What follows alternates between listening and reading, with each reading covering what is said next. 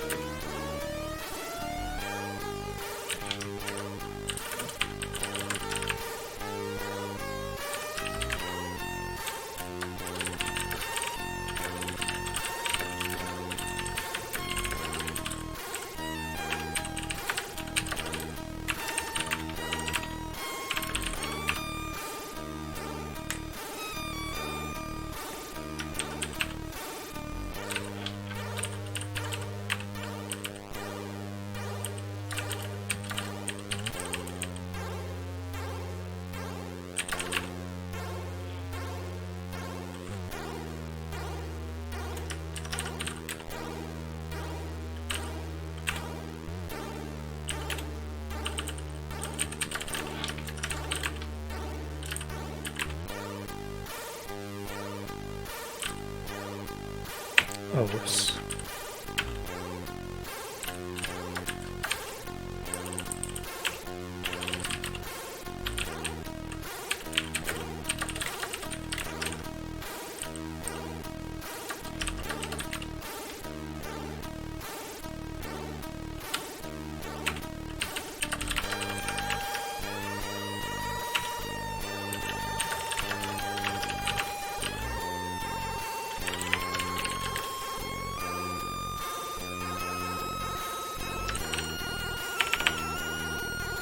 Oh, that's the other thing I did off stream. I didn't go ham with this, but I did refactor such that our unit tests are now run successfully, and I subbed out some actually useful unit tests, so that'll be a good way to fill time when we have harder problems to think about, is go back and just start writing tests for what we've written so far.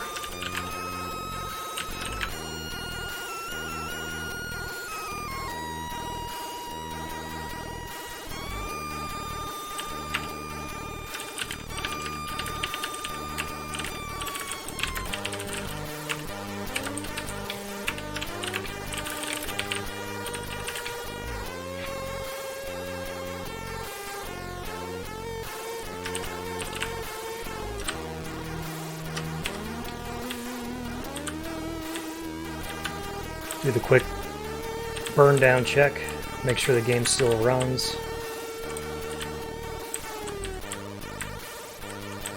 We can see, even though it's dumb as hell, we do have an AI now that's doing stuff. Just kind of dancing there. That's pretty cool.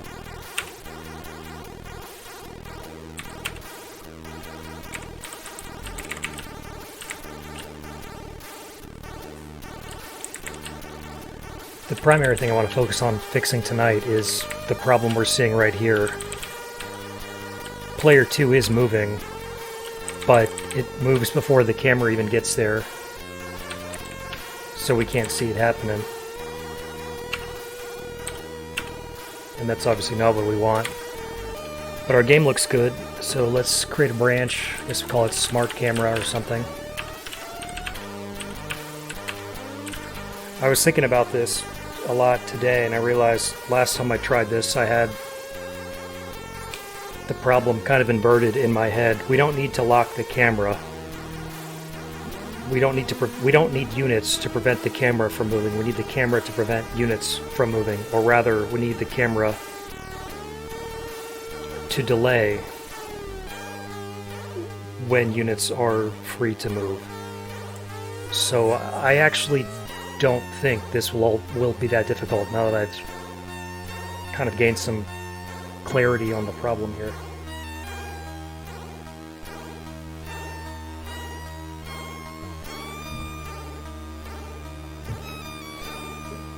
So we know we're going to need a lock. We know that lock is going to need to prevent the units from moving, and we know that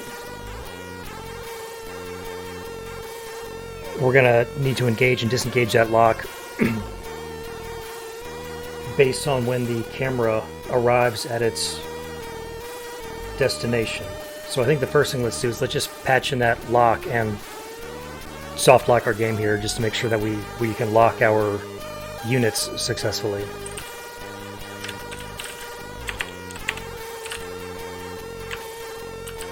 So let's create like a... This is all a mess. I hate how this is structured, and we'll clean it up later, but I don't want to think about it now. Let's create game.lock.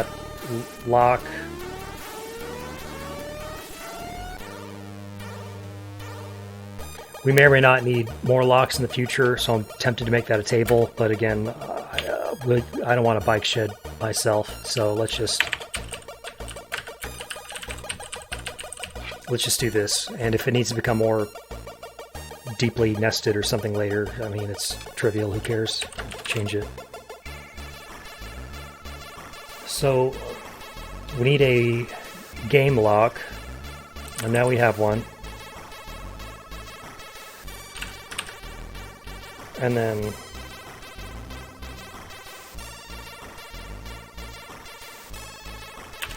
let's see how our units actually move.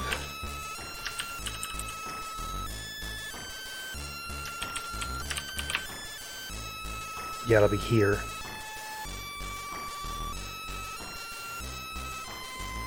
So here in the update, in game.units.update, all we're doing in this block, which is currently the only block, is we're adjusting pixel positions. Because again, the units, we track their physical and logical coordinates separately. Logical coordinates are expressed in cell coordinates, and physical position is expressed in pixels. So I think this is where we want to apply our lock. If the game is locked, we just don't want to do this, and that'll prevent the units from moving.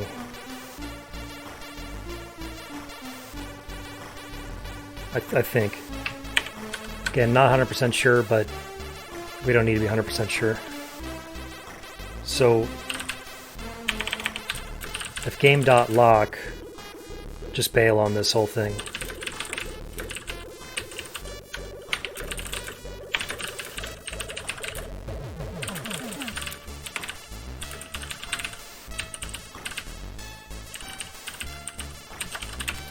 Now, if we reload, this should do nothing because our lock is false. Good. Now, if we change our lock to true, we should see that we soft lock our game. Good. So now, Now what do we want to do? We want to apply the lock when the camera begins to move, and release the lock when the camera arrives where it should be.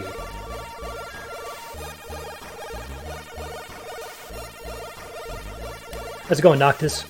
Yeah, doing some Lua here tonight. I'm fairly new to the language. I've only been working in it meaningfully for 20 or 30 hours, or however long I've been streaming, but I'm liking it. Going well, good to hear, good to hear. Are you a Lua programmer, plugin developer, hobbyist, professional? What's your Lua experience? You probably know more than I do if you've used it meaningfully.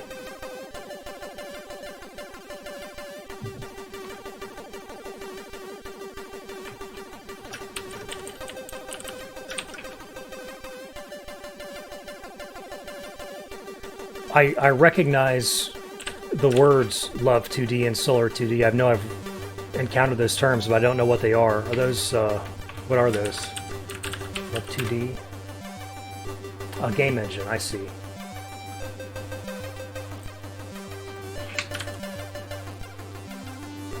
Game engines, yeah, very cool.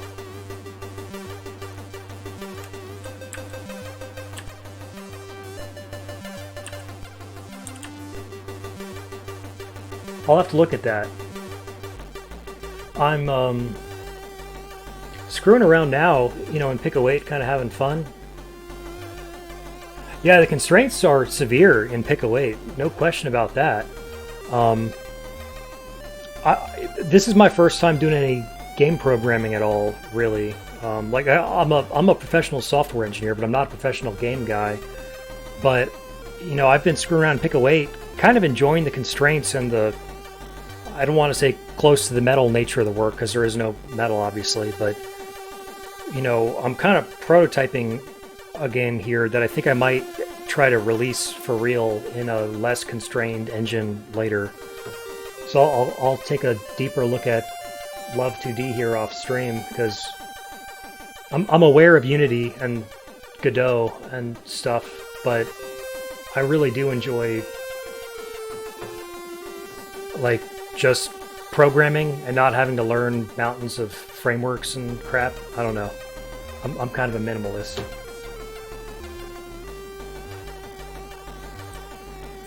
But yeah, I don't know if you. Yeah, outlines performance optimizations. Yeah, I was reading some papers on Lua performance optimizations the other day, because I'm, you know, again, particularly aware of the constraints of the Pico 8 environment here, so I was wondering how much work I'd have to do to stay within those constraints. Given the nature of this game, at least right now, I don't think we're going to bump into them, because I'm running at 60 frames a second as of today, and we're at, you know, 26% CPU usage or whatever.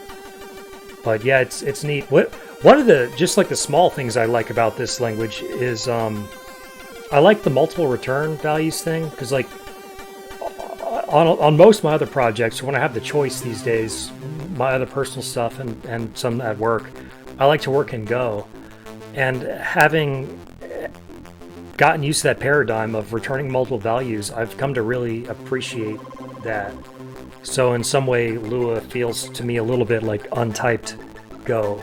And I kind of lament the lack of types, but I mean, for something like relatively small like this, I feel like I can get away with it.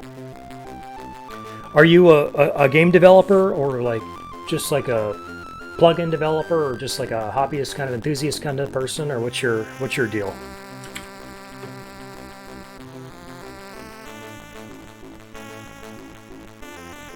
Hobbyist game dev, very cool, very cool. That's what I am now too, I guess. You break from Node, yeah. I was a full-time Node developer for like, I don't know, 4 or 5 years or something like that. I've kind of fallen out of love with Node. for a while I was a big JavaScript enthusiast, and these days, having worked more in Go, everything that isn't Go feels like gross to me, especially once TypeScript gets involved. It feels like I'm committing sin by using it. I don't know. What do you enjoy Node anymore? I can't tell if I've become a grumpy old boomer, or if maybe the ecosystem has moved in some negative directions in recent years. The whole like left pad thing for me was like kind of a wake-up call that like maybe programming sophisticated software in a language that doesn't have a standard library isn't actually the winning move or something.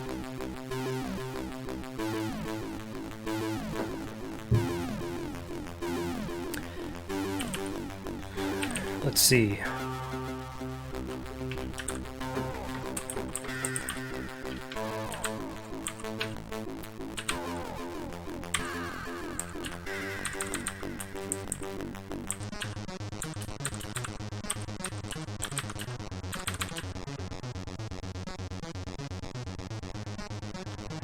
Yeah, the executables are sort of big.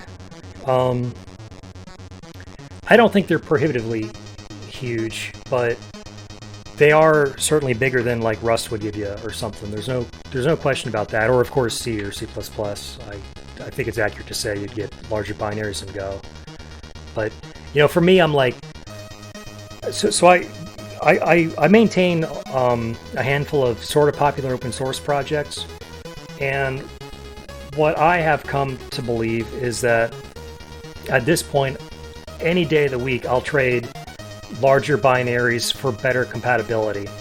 Because for a while, I was maintaining a project that was written in Python that was, you know, being fairly widely used, and man, it's brutal. It's brutal. And like the best example of that is like I think the Calibre dev. I heard like for him the process of attempting to migrate from Python 2 to 3 was so painful, he decided he was better off maintaining his own private fork of the Python 2 language. And I'm like, man, when your tool makes you make decisions like that, it's like that's a bad state to be in. Python's where you cut your teeth on. Sure. Yeah, I think a lot of people did. And there's for whatever reason still a lot of hype around Python from the industry. I guess because it's like kind of like an on-ramp into the machine learning world, but dude, you won't see me using it ever again, really. I got burned by Python for years. Yeah, the Go's compatibility is excellent. Like, the Go tooling in all, like overall, I think is superb. And for me, like, just being able to like use the native tools, you know, just the Go binary to compile for any platform is like incredible. And then like, you know, dependency management or whatever isn't even a thing anymore when you're trying to like distribute software. You just say, you know, right click on the link and click save as and pull down the binary, and there you go. Where again the story in Python for sharing software is a disaster, and in Node I have a handful of like Node-based CLIs that I've written on GitHub that some people use. And those have all bit rotted beneath me because, like, you know, the promise was if you have a package.lock file, right, the dependency problem is solved because you know exactly what versions of dependencies you need and your app will work forever. That was the promise. In reality, what happens is that the Node.js engine or something, yeah, total lie, because the engine evolves beneath your packages, and then what you wrote doesn't work anymore. So like again, as an open source guy, it's like I'm not willing to put up with this bit rot. You know, I turn my head for a month or something, and then nothing I wrote works anymore. It's like I'm over that. So like one of my 2021 ambitions is to go back and find the stuff that I had written in Node and port it to Go, because like a lot of the stuff I write because I want to use it, and I get incredibly frustrated when I try to install a tool that I wrote and won't install my own damn computer, you know? It's like not into that. But yeah, so it sounds like you've had some frustrations too then. I've been trying to jump on the Rust bandwagon, but it's hard because when I became, you know, like comfortable working with Go, I mean, Go is just so good at solving so many problems, and the learning curve, excuse me, for Rust is kind of severe. So like, I only have like 1 or 2 ideas in my head where like I think Rust is like worth the added complexity, and I'd kind of rather just solve most problems with Go these days. Like in my mind, like Go is almost like a Python killer. You know, it's like it's as easy to write as any scripting language or whatever, but it doesn't bit rot beneath you, and I don't know, the tool chain is just enormously better, I think. But I don't know, I mean to lecture or whatever.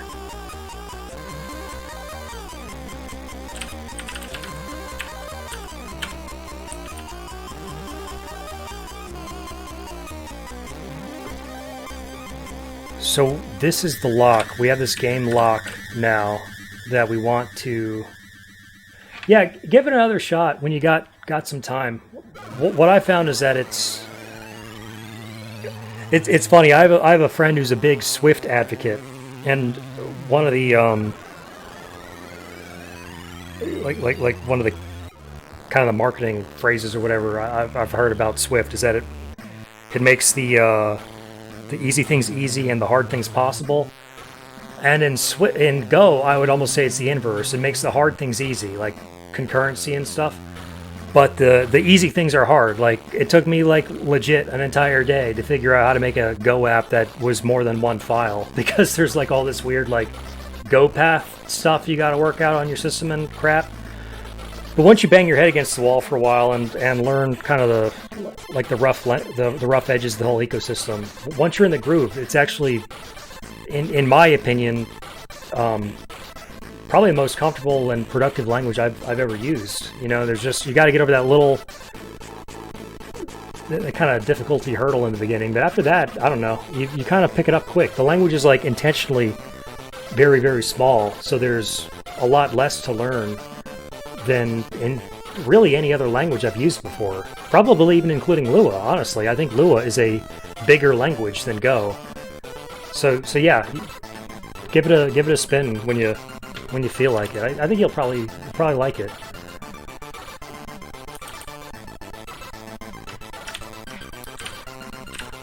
You can dump that, and okay.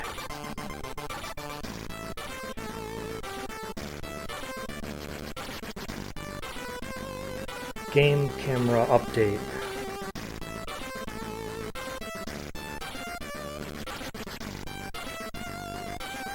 So here again, we're updating our camera logical and physical coordinates again. We're tracking cells and pixels, and cells are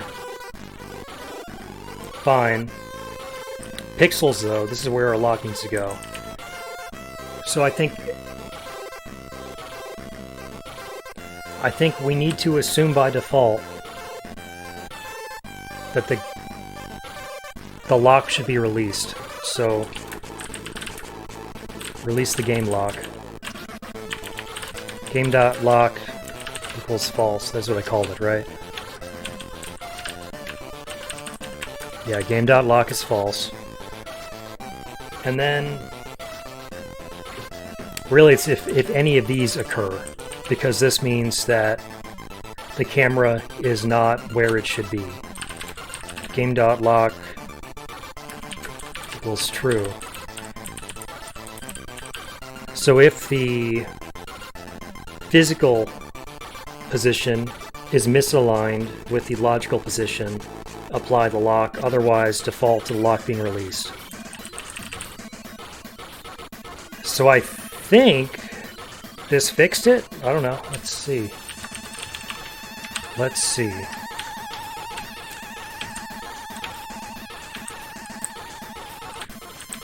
So now, okay, so we didn't burn the game down. Now let's go way the hell over here and move our dude. Okay, there comes our dude. Now it looks like player 2 moved.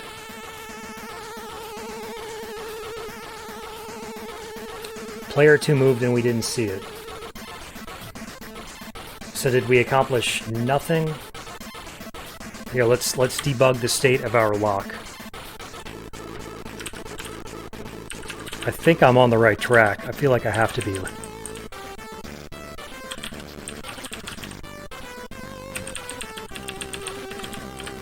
Game dot. Oh, I can't do that.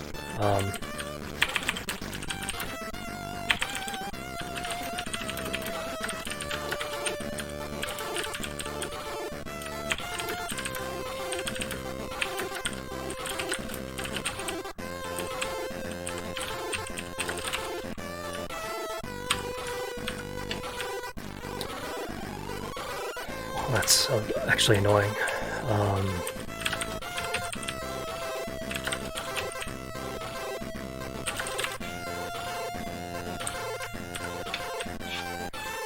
So we're unlocked.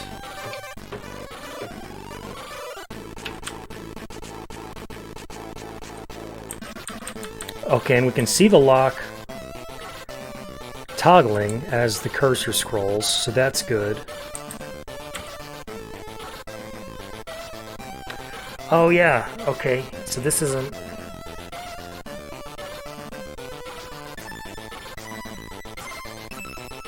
Yeah, okay, we just gotta move. I want to see if this solved it. Oops, shit. This might have fixed it in the 2-player game, but not the 1-player game. Let's see.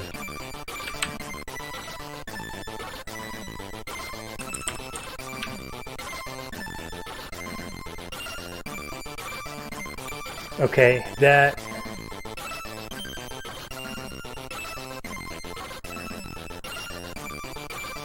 That I had not considered.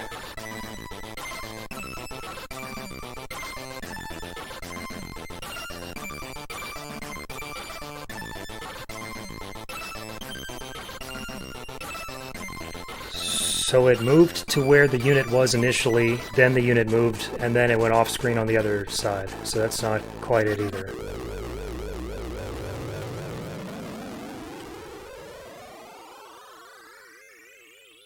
I almost wonder if it's worth creating like a camera follow method or something.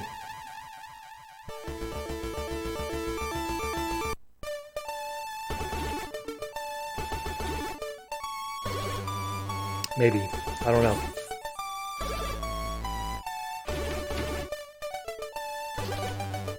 Maybe that is a smarter way to solve this problem.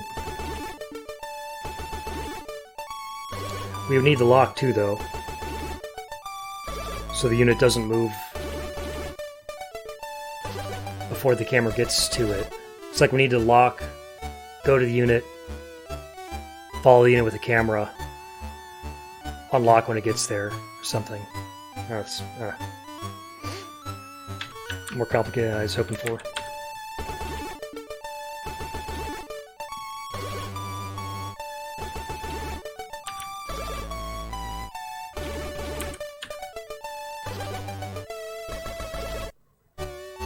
Yeah, we need to follow these units around.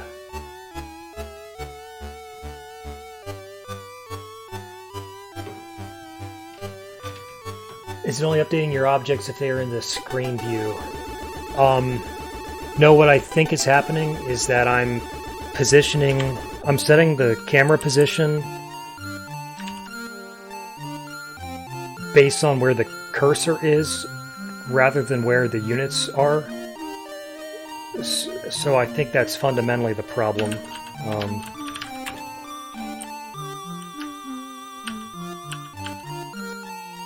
I think.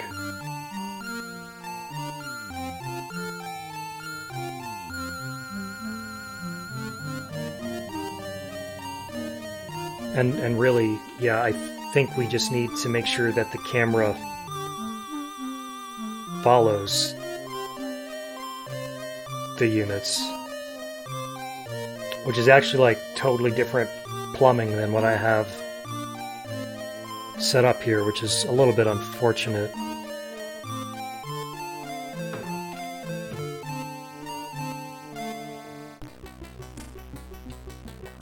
Let me verify that though, because I've looked at this in a little while.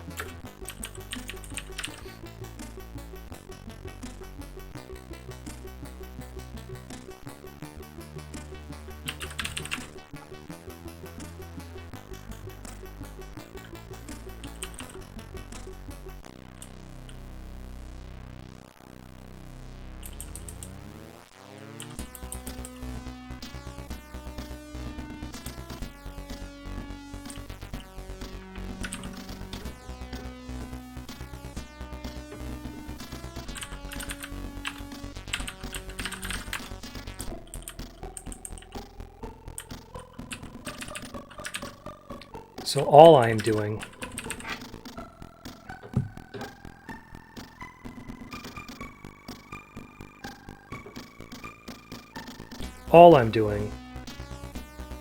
is moving the camera when the turn ends. So, I mean, of course, that's not going to really do what we want.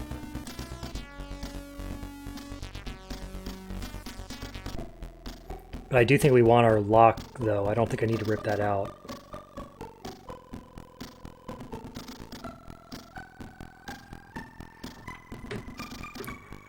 So if we're going to follow a unit, what would that look like? We need a...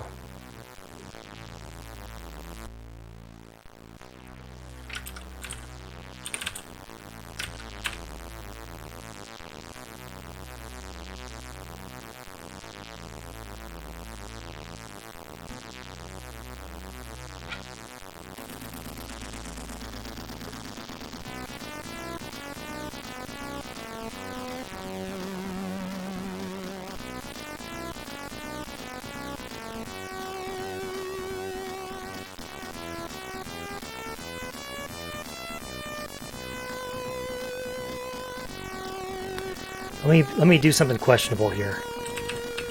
Let's release this lock. This is going to be an experiment.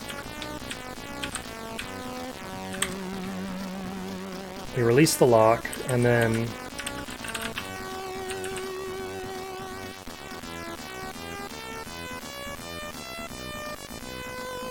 unit.move.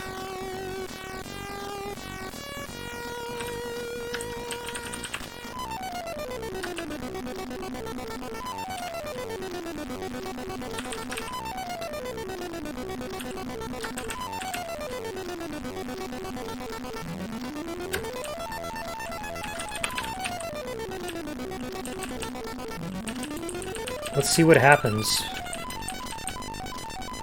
when I just tell the camera to focus. Yeah, because this is gonna like cause them both to race at the same time. So there's no coordination, but they might kind of accidentally line up. I don't know if that's like probably not good enough. Yeah, it doesn't do anything for us.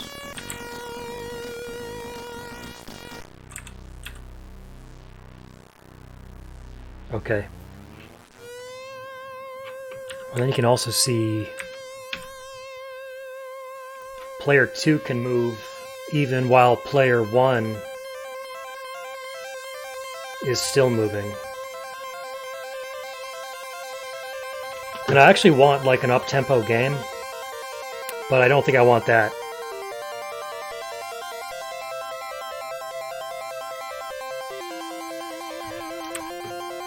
Pretty confident I don't want that.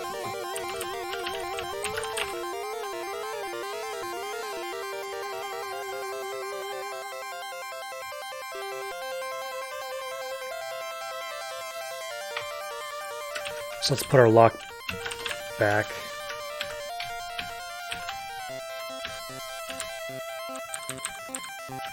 Yeah, and even with the lock, that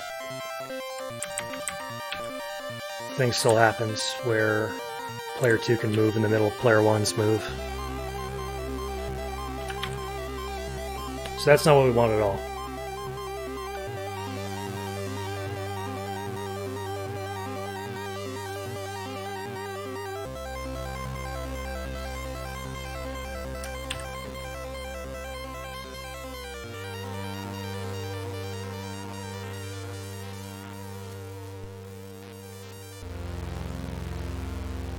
That almost feels like a separate problem, like independent of the camera thing is the units moving at the same time thing. I think that's like actually a different problem.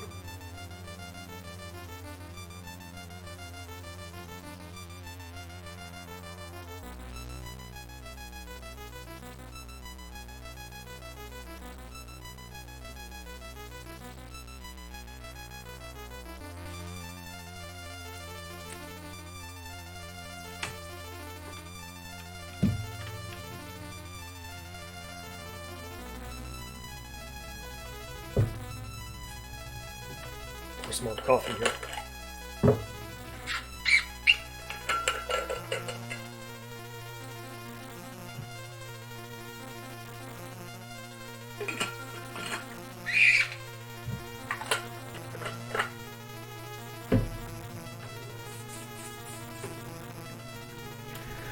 So maybe we do need multiple locks, because we're gonna need to lock the camera. We'll need to set a lock to tell units when it's okay to move, and each team will need to be able to set a lock to tell the other team when it's okay to move. And I don't think those processes will be able to share the same lock. I don't think.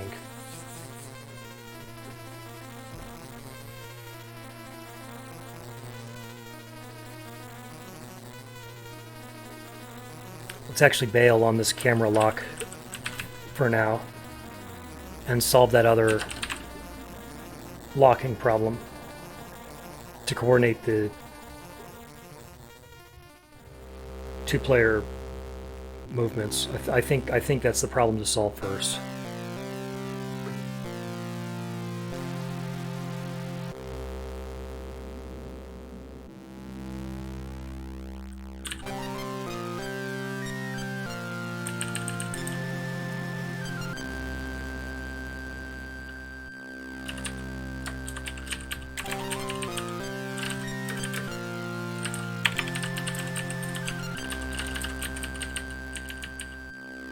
So let's plan that we'll need a team lock and a camera lock.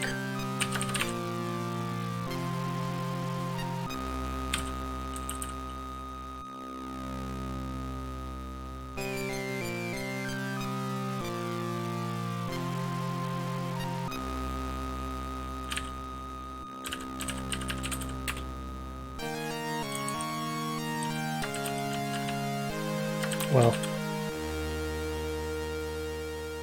actually, maybe I don't. No, I may not need this. Do I? I already have like a turn thing. Can I use this?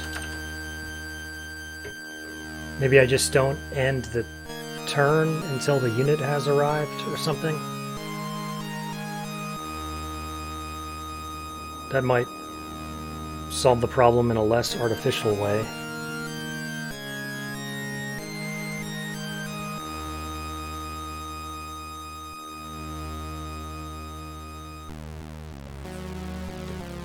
I don't want to go down this rabbit hole now, but this is almost the kind of thing you could solve with a coroutine or something.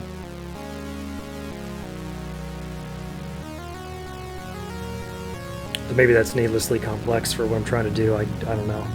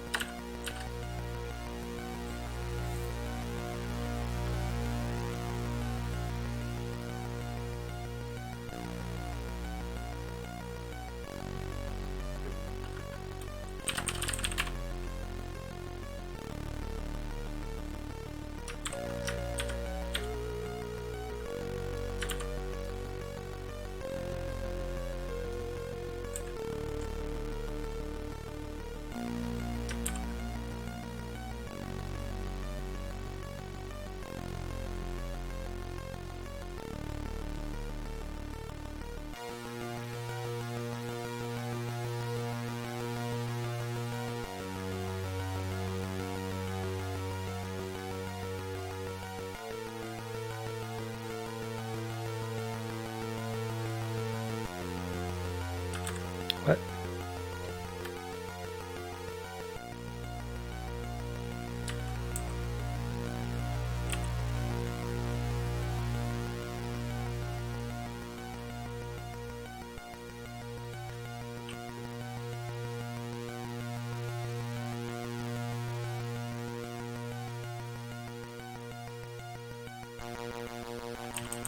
I don't get it.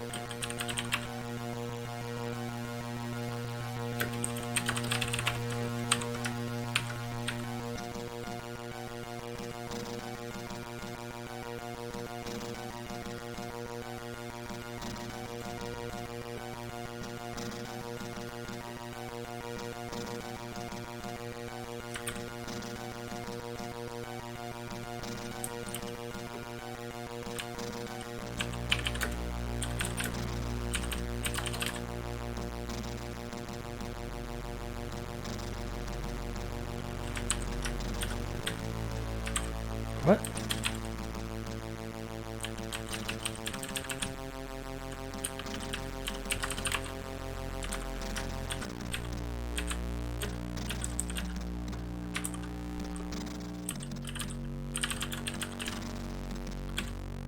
Game.lock.team, which is a Boolean, right? I don't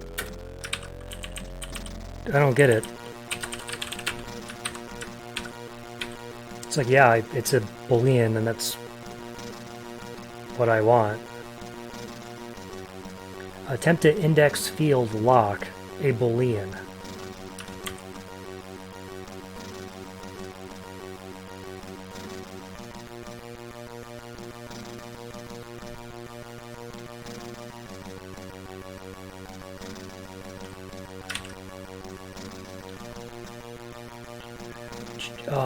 Change team to table?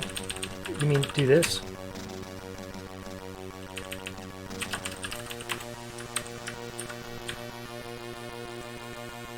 Didn't like that.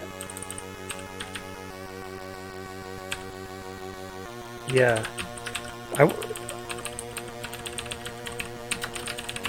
This should run but be useless, right? But that doesn't mean anything, because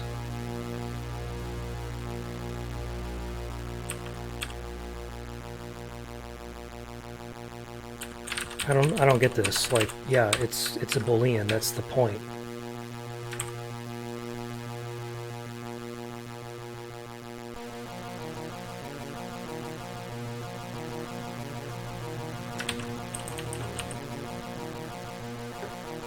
Is game lock team called anywhere else? I don't think so.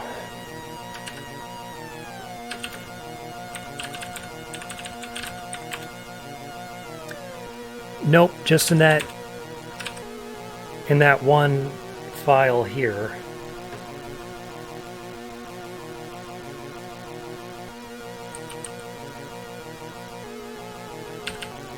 I'm wondering if the error message is bad. Local lock equals string n. If game.lock.team, then lock equals yn. Like, how is this possibly wrong? Lock.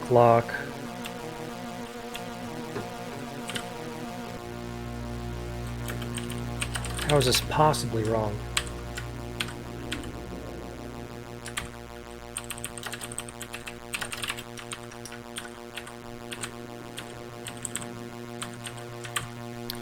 Okay, so if game.lock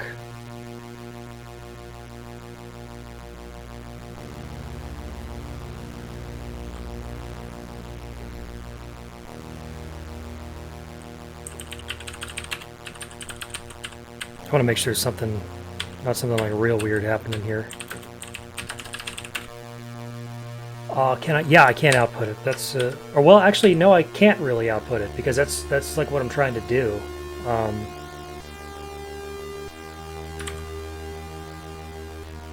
So it's definitely this thing. So like what I'm trying to do here fundamentally is, as far as I can tell, Lua does not automatically type convert a boolean to a string, were I to try to output it here, which is fine. So this is the point of this code, is to do exactly that. So we do local lock is equal to string n, which is outputted there. This works, but it accomplishes nothing.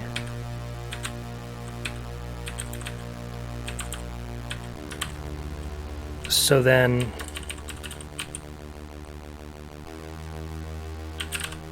I didn't. Oh wait, hang on. Did I do it? No, no, I didn't do a stupid thing. What the hell is the problem?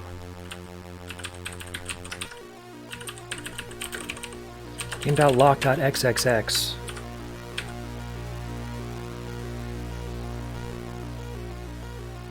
This is bizarre. This shouldn't be the hard part.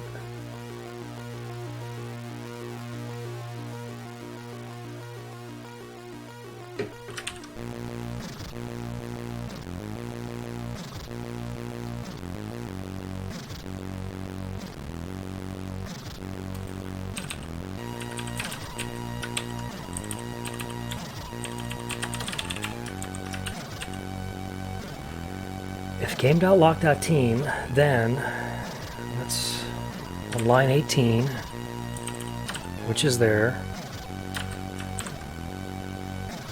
attempt to index field lock a Boolean value. So yes, you're exactly correct. I am in fact accessing this Boolean value. I don't see the problem.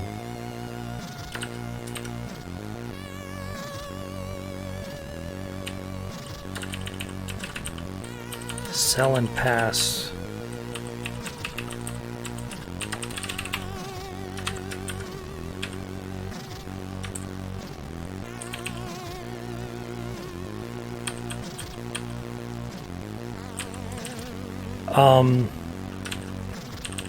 Let's see. That's a good idea. It still doesn't run.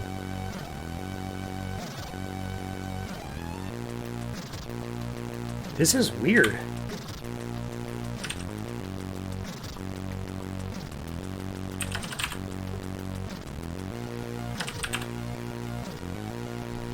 Let me, you know what?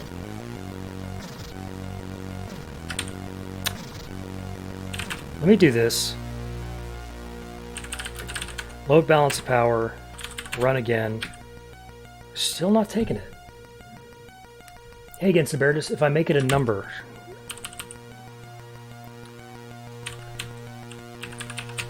Game.lock.team is 1. I'm now wondering if, you know what, yeah. This is too irrational. This, what the hell? Okay, there we go. This is too irrational. I think this thing is not properly reloading our game. Because this is bonkers.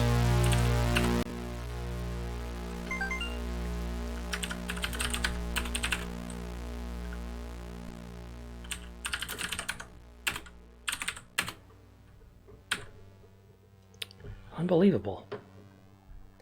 Is game a global? A game is a global, yeah. But yeah, game is used everywhere, so I don't think game is the problem, and I don't think.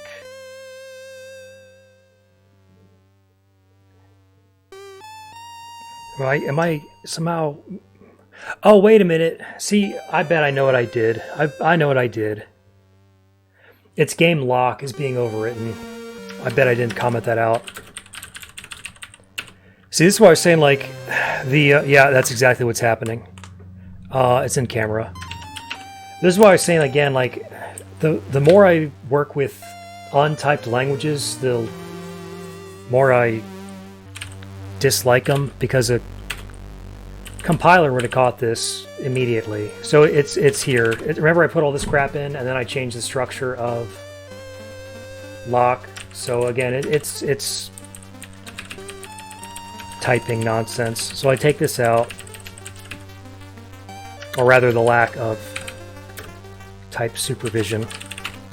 Take this out, Yeah, it's nice in JS. That's true. That's true, man. JS just makes me sad. Yeah, I looked at it. There's this thing. They're like, I forgot what it's called. There is a superset of Lua which attempts to be to Lua what TypeScript is to JS. But man, I hate TypeScript so much. I'm really reluctant to go down the transpiler road. 100% of the time I've tried to use transpilers, I've ended up just in despair. So I think I would rather the occasional stupid problem like I hit here than have to deal with that. But I don't know. All of this is unpleasant. Again, the more I work in Go, the more I realize that everything else is comparatively inferior. I've become like a complete Go chauvinist at this point. I just really like that language.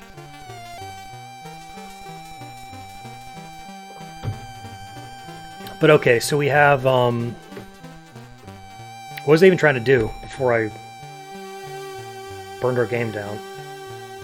Oh, that's right. So we need to solve this problem.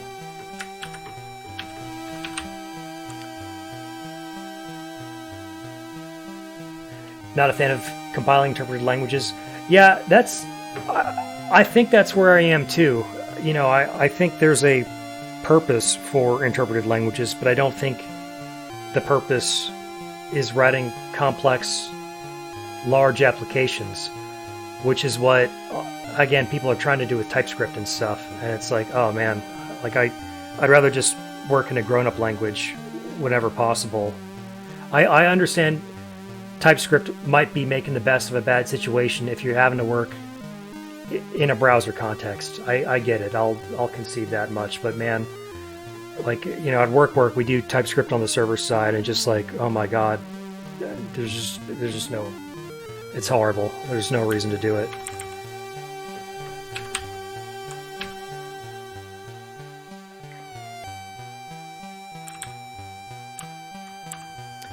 So what we need to prevent is we need blue to finish moving before red begins to move.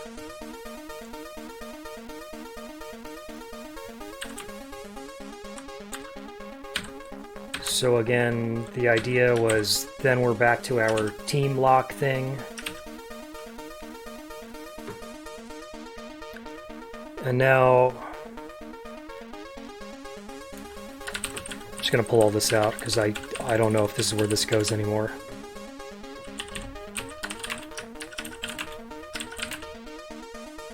Put in a lock, put in a comment. Yeah, okay.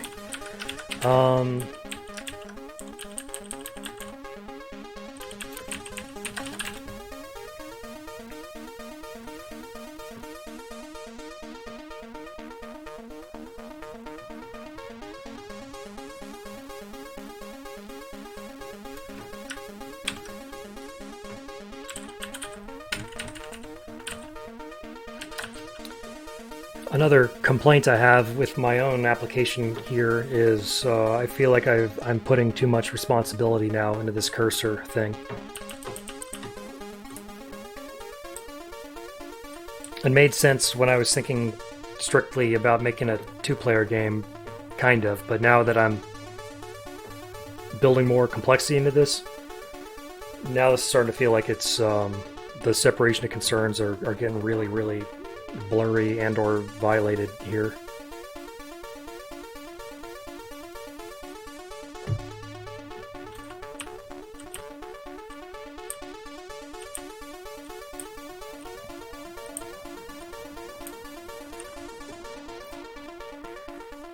So one decision that I've made, which might merit being reconsidered, is that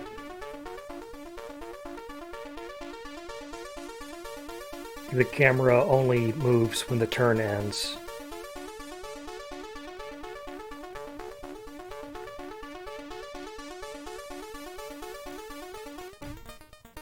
I guess that is a different problem though.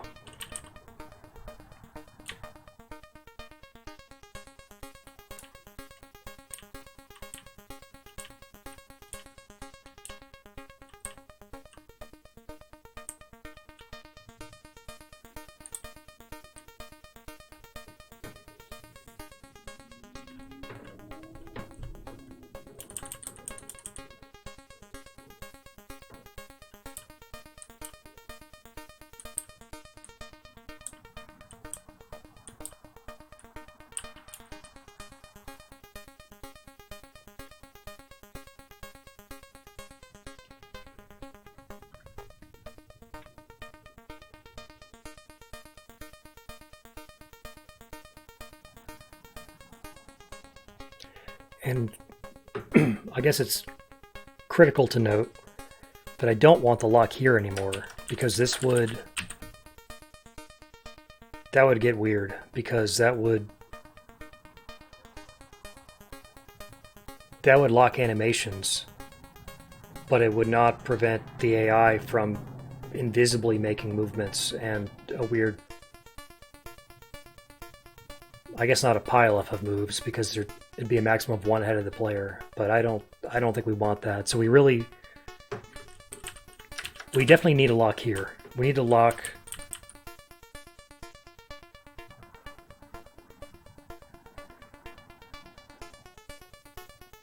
if there's a unit that has not finished moving. We just need the main game loop, which is unfortunately the cursor loop. We need that to lock up.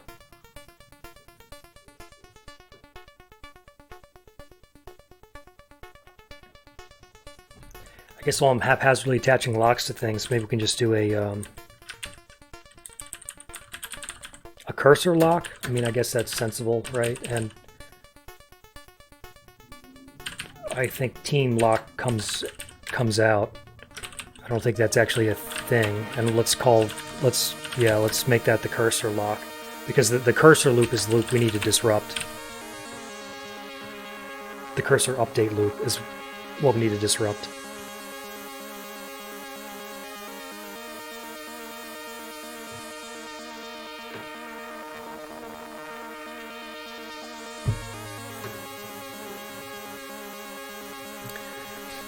Alright, this is dumb. Let's soft lock our game again really quick. Test this much. If game.lock.cursor, then return end. And I should be able to start the map, and then we should soft lock immediately. And we did not. What happened? Oh, I didn't set it.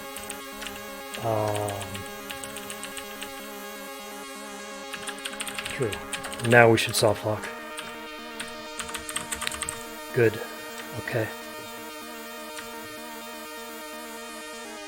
Kind of interesting that our CPU is still at 26% too. I think what that means is that pick a weight just more or less inherently is going to burn that much clock when you're running at 60 frames per second anyway, because most of the viral logic is in the game loop, and we just is in the cursor loop, and we pretty much just commented out that thing effectively. So I think that tells you where your compute floor kind of is.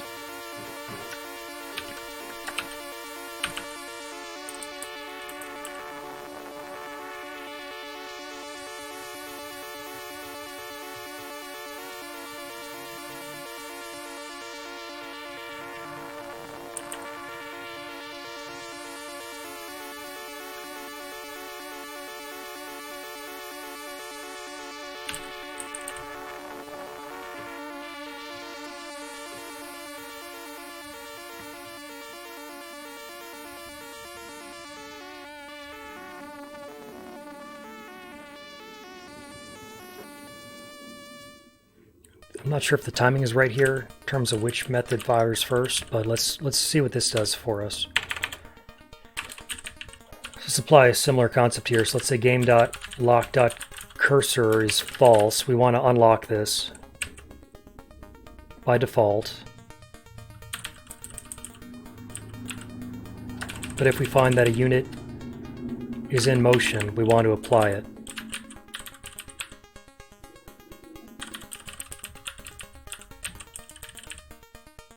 Let's see what that does. So we are not locked. You can see that in the debug. Now we're going to start a long animation. That was sort of right. It actually was right. Because the instant... Yeah, I mean, obviously it looked like garbage because our camera is still broken, but I actually think that solved our turn problem. So let's bring this guy over here, and then when blue gets to this corner, we should then and only then see red move. Yes. Okay, great. So that solved that problem.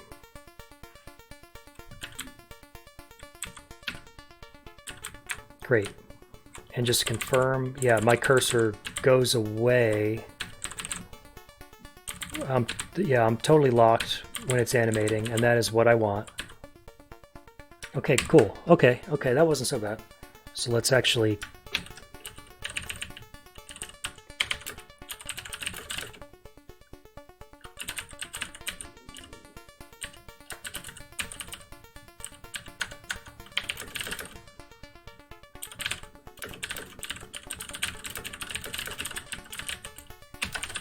So we unlock the cursor with every update through the game loop. And then as we update, as we iterate over our units table, if we find a unit that is not where it needs to be, we lock the cursor. I'm not sure if this is... There might be some weird frame where something's out of sync, but it's fine. I don't know. Because I'm not sure. I forgot if I called this update or this update first, but I don't know if it matters. I think this is fine. This is all gonna be a little rough anyway. We're gonna have to come back. You know, inevitably, we're gonna iterate over this. We're gonna refactor it. I'm still not in love with the fact that I'm using this game global, even though that's seems to be a fairly common idiom in Pick a Weight. I'm not in love with using globals, but it's best we got for now.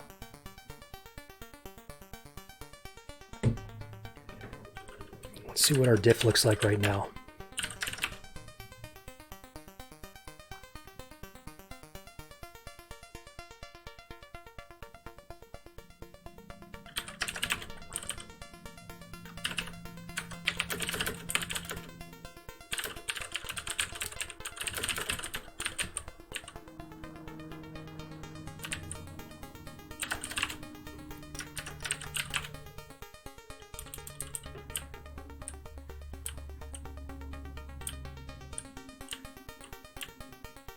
Yeah, let's commit this. This is a useful unit of work.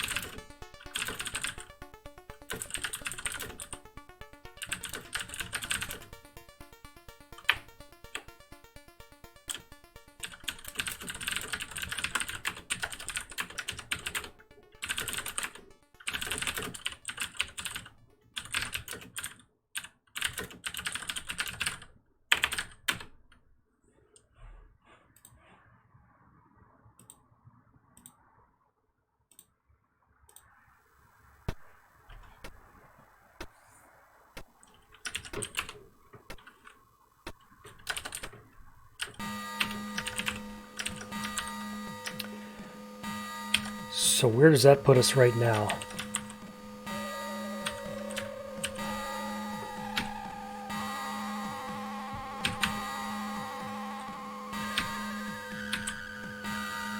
It fixes that problem.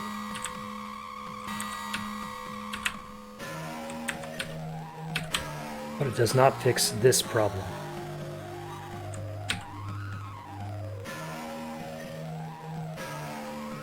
And what's happening there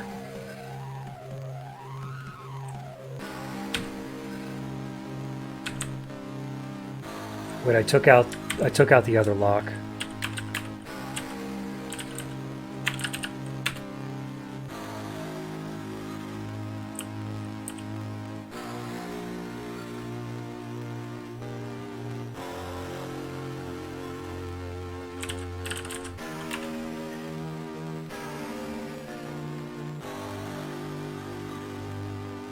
I took out this lock.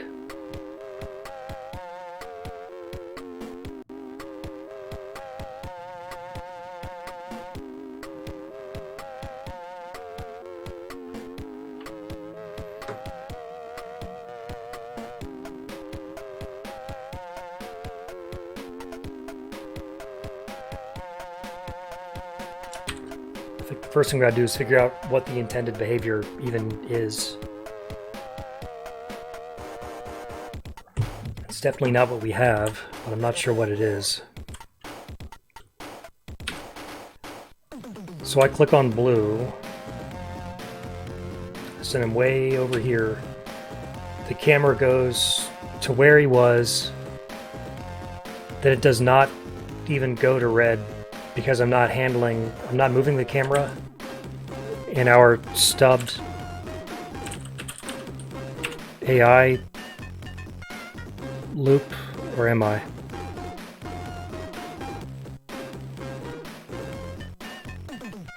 It's happening in turn end.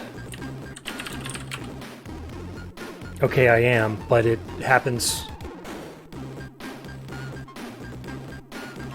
The camera it starts to go to red, while red moves in a single frame. So effectively you don't see it move at all, because that's going to be 1/60th of a second. And then red takes his turn, and then the camera goes back to blue, who is no longer in flight because now we fixed that turn sequence problem, but hope the camera didn't follow him. So now the question, I guess, is what should the camera do? It's like...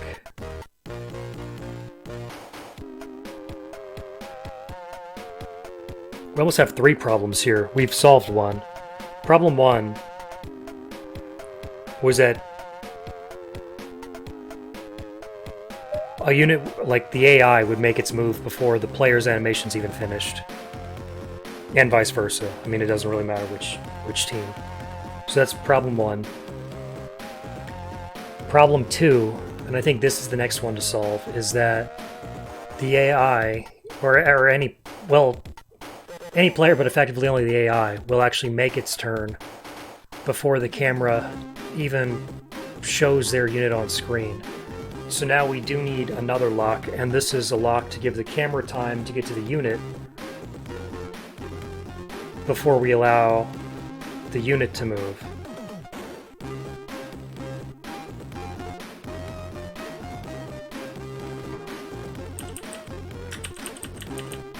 And again, we can almost lock this here too, which really makes me feel like I'm putting too much stuff in this method. I feel like I've really overloaded this cursor update method. Maybe I need to move this up a block, like into one loop higher or something. I think that's probably what I need to do, but for the time being, I'll just keep writing bad code. Who cares? We'll fix it later. So yeah, now, okay, so now let's do... if the cursor's locked, or the camera lock has been applied, so game... wait.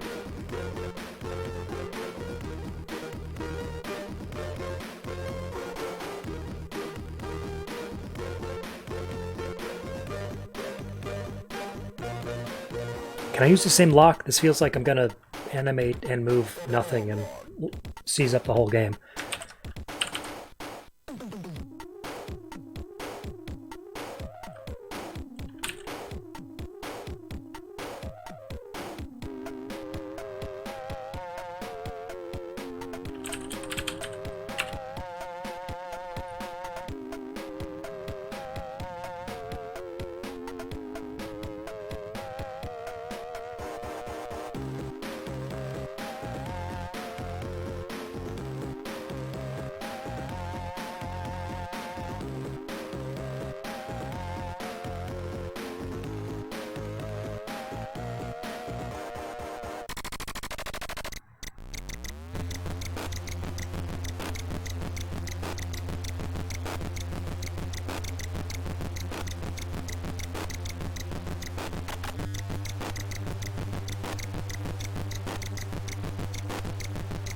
Yeah, this is getting goofy on me. I don't want to do this. Let's rename this cursor lock. Let's call this a unit lock.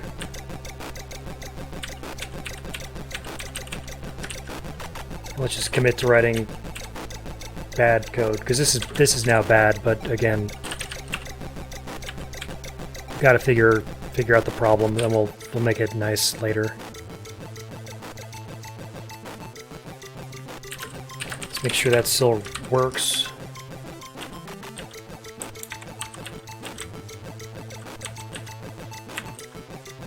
Good. And now let's create a camera lock. There's one there. So if the unit lock is applied, or the camera lock is applied, interrupt the cursor update loop.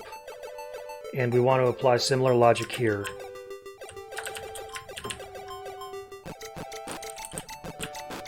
Want to unlock the cursor.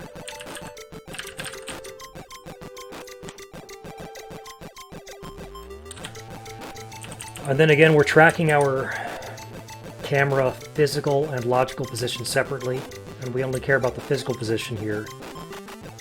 So if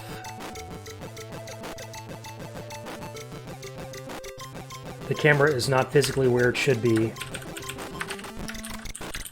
apply the lock.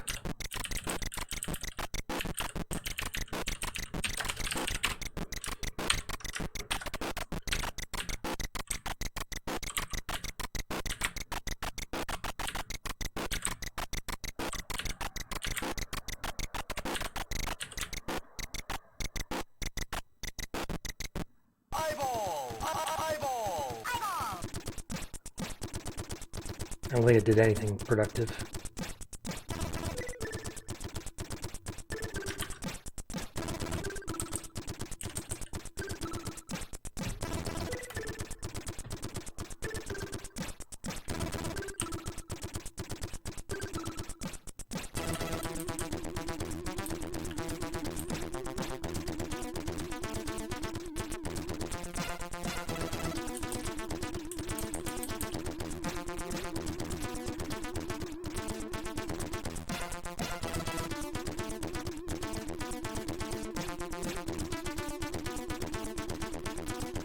Surprised though.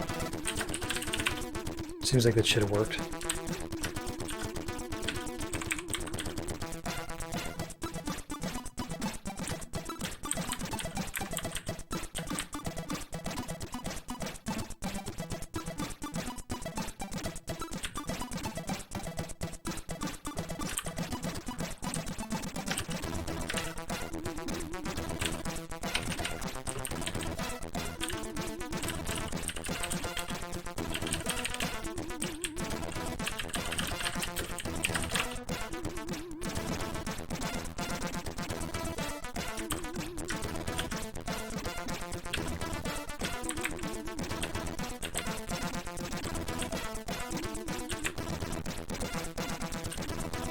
Oh yeah, that's correct actually. So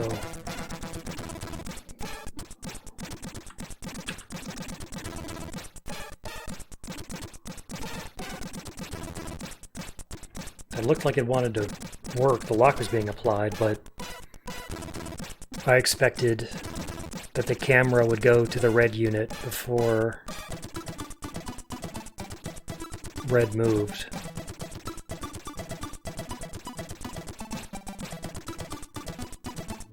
I may not be sending the camera to the cursor.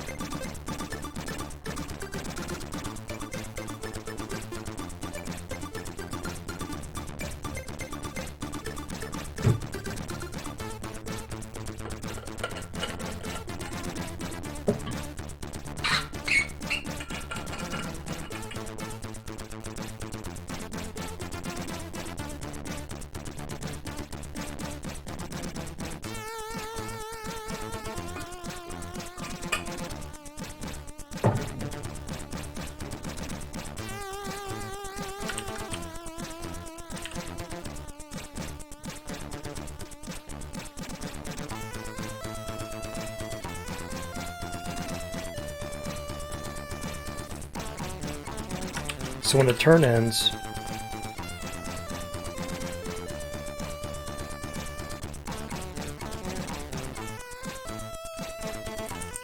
we focus on the other player's previous cursor position, and we send the camera there.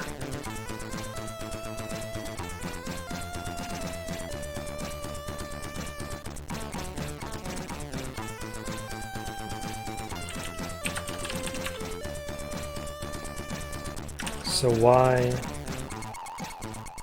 does this not work though?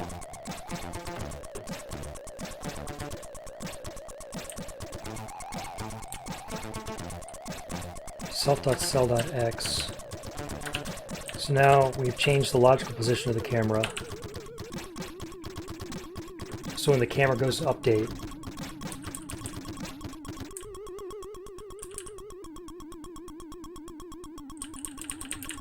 this should not be true and the camera lock should apply.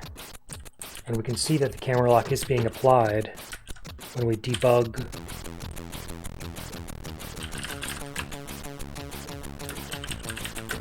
the output. We can see it.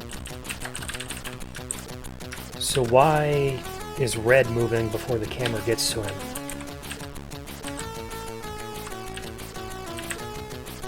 Here the lock does not activate, but that's correct because the camera doesn't need to move.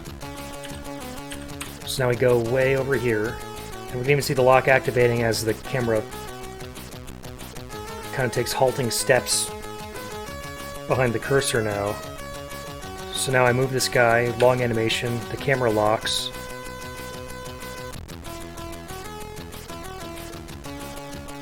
Why did I not go to red?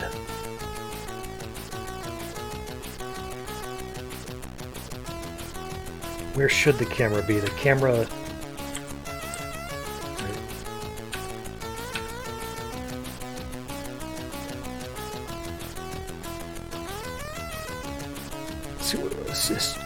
Is two-player broken?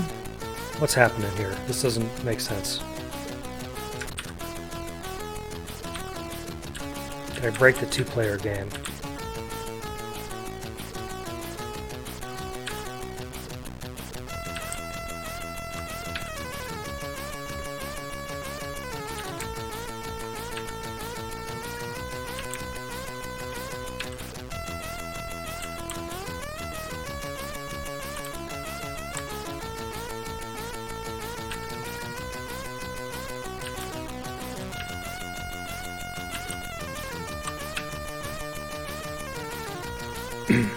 So the two-player camera is moving from player to player when the turn ends. That is correct. I thought we were ending the one-player and two-player turns in the same way. Game.cursor turn end. So we called unit.move and turn end.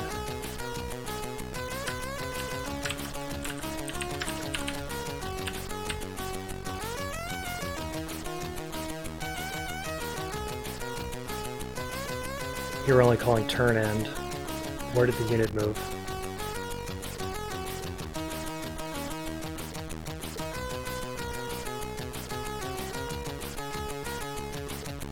Oh, it would move.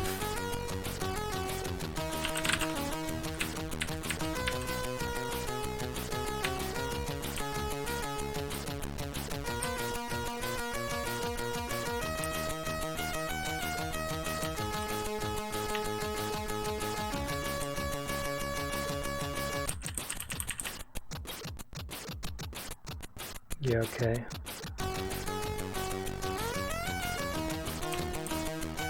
Do I need to do this? I don't know.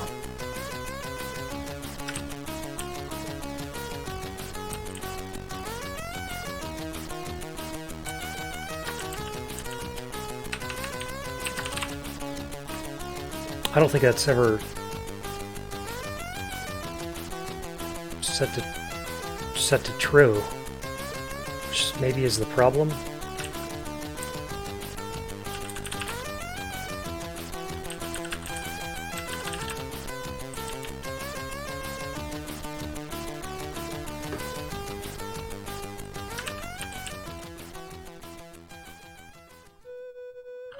No, that wouldn't mean anything.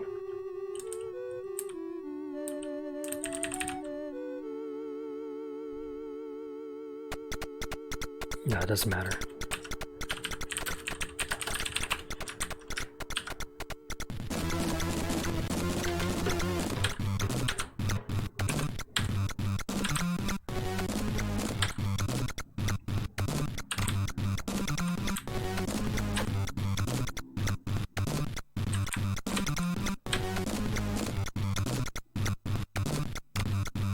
That was right.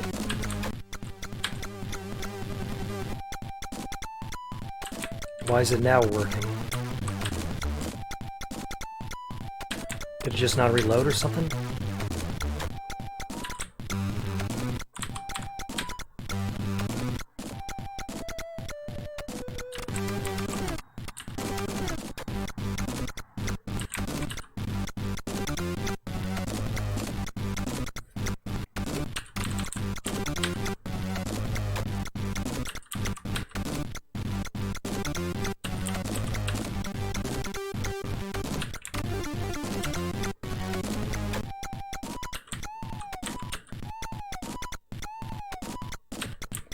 The camera is starting to move before the animation finishes.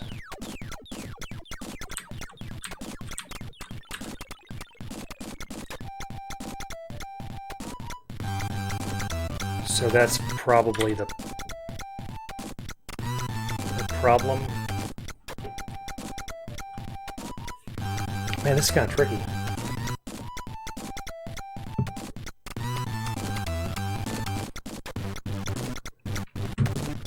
So I guess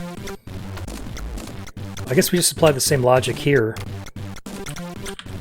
If there is a unit lock applied, don't allow the camera to move. And I guess we assume that we aren't going to cause the game to just seize somehow.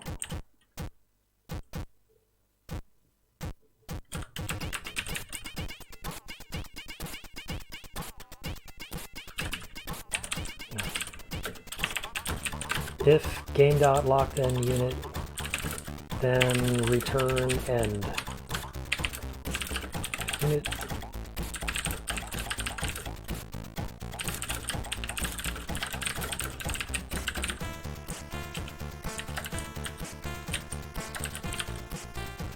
Is that right? That seems kind of right.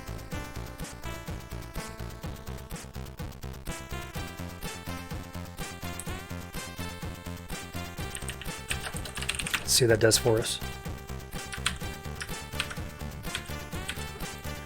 So what do we want to see? We want to see the unit move,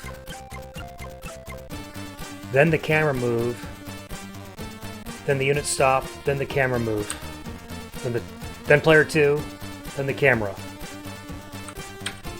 So here comes our unit, then our camera moves, then our unit moves. Okay, there we go. So I think that's 2 of 3 problems, and then the only other maybe problem, I don't know if I care about this. It's weird, kind of, that the camera doesn't follow the unit, but I don't really know if I care about that.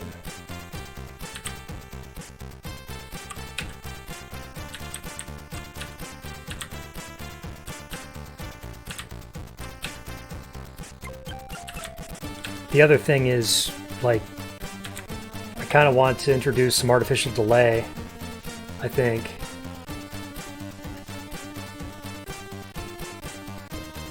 That would just slow down this camera a little bit, because it's kind of nauseating right now. It seems like you want it to move, stop, move the unit, stop, move, or something, even if it's only like a quarter second or something, just so you can like become visually oriented, because right now it's frame perfect at 60 frames a second, and it's like you're not really gonna perceive what's going on. Also, I think I might want the camera just to move faster too. Let's do that, because that's trivial.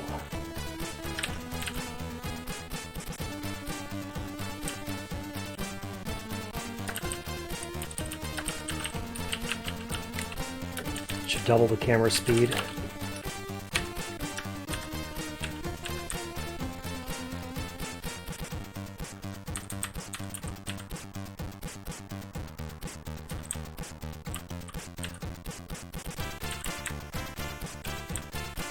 I like that speed better, but it is still kind of disorienting. I don't think I care if the camera follows the unit in movement, though. I actually don't think I care.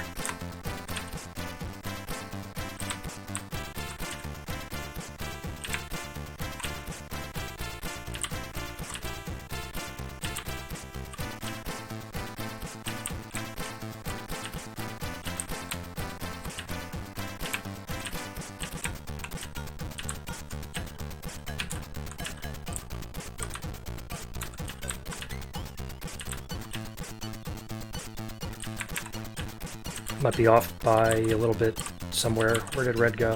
Why is red not on camera?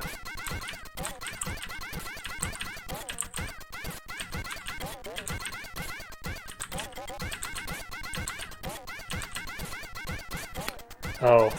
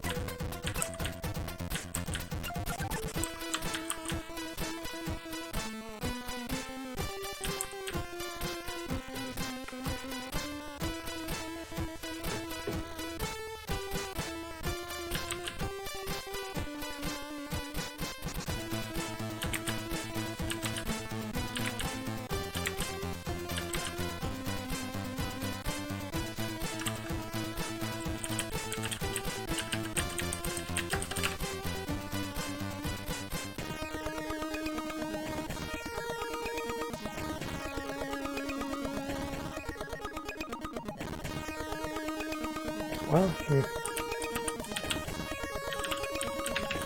this might be the way.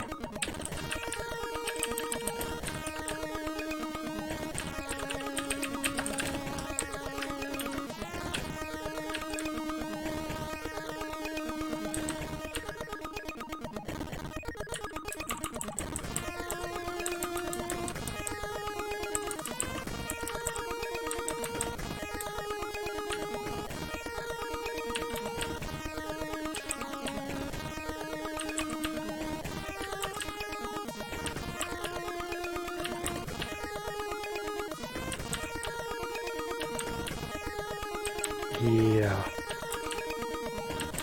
I guess.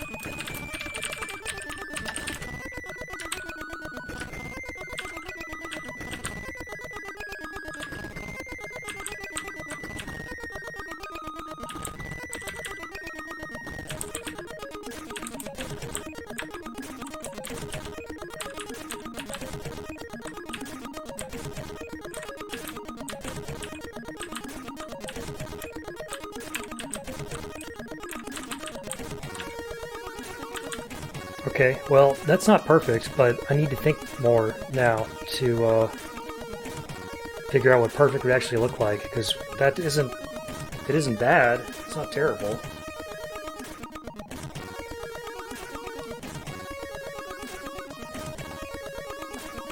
I mean, it's better than it was.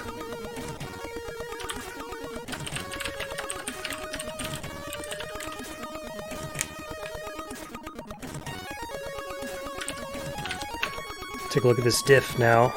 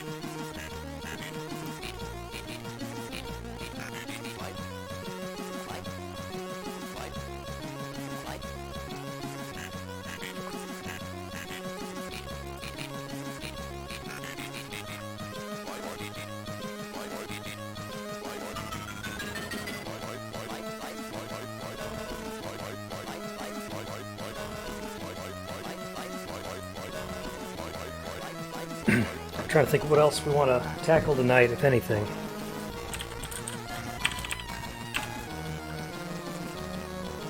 Oh, this is an easy one. Well, maybe it's an easy one. We could. I want a menu option, like a pick await menu option to restart a level, because that's like a really common thing. That actually might be slightly more difficult than I'm expecting. Probably will be. What we need to do there is we have a file for each map.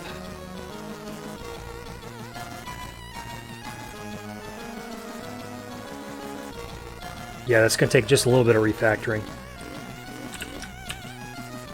We have a file that sets up each map, and then that table gets appended to the game.maps object, which is this guy. And then when we load a map, the loaded map becomes the game.map object, where it's then mutated as the game is played. But I want a restart level menu option, which means we can't do this anymore. We can't hard code these tables. Now we need to define a constructor that returns them.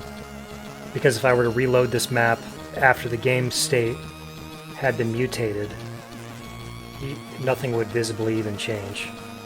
So I'll save that for another night. That should be straightforward, I think.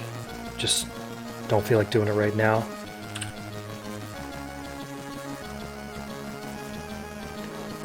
I need to do some reading first, but we can also...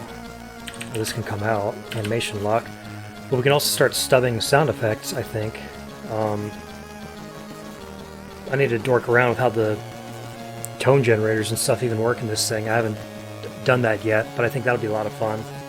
Because this is still very, very crude, but starting to look a little bit like a video game. And we're getting closer to where the engine and plumbing is complete. Like, we still need to improve this camera because it's way too jittery right now. But I want to think about how to do that. And then we need to enforce some constraints on unit movement. And then we need to stub, like, attacking and stuff. But then, you know, we're close to the point where we're finished with writing the engine for this thing, if you want to call it an engine. And then we're doing actual game design, which should be fun because I have some ideas that I want to try out. So that'll be cool.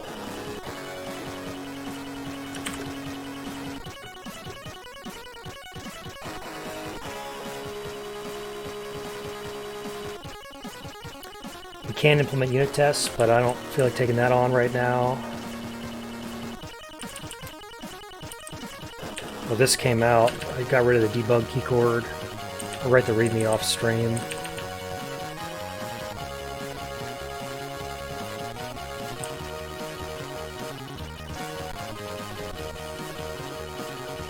Movement.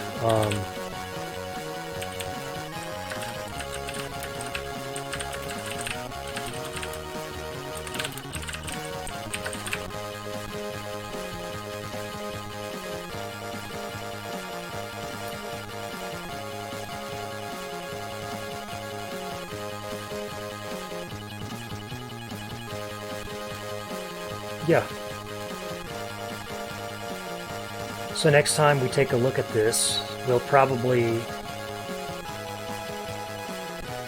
implement that menu, because that we'll take a little bit of legwork, but there should be nothing hard to do about that. We just got to do the work.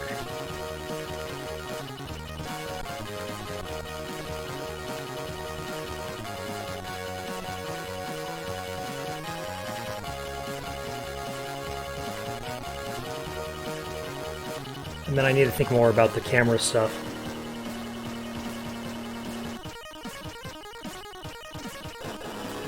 So next time we take a look at this, it might be we write some unit tests and we make our menu restart thing while we think about the harder problem, which is that camera delay. And it could be that that's actually not even a hard problem. I don't know. I mean, I guess there's a dumb way of implementing a lock that's just some dumb integer that we increment as we count up frames or something. I don't love that idea, but I mean, that's probably the least complex way to solve that problem.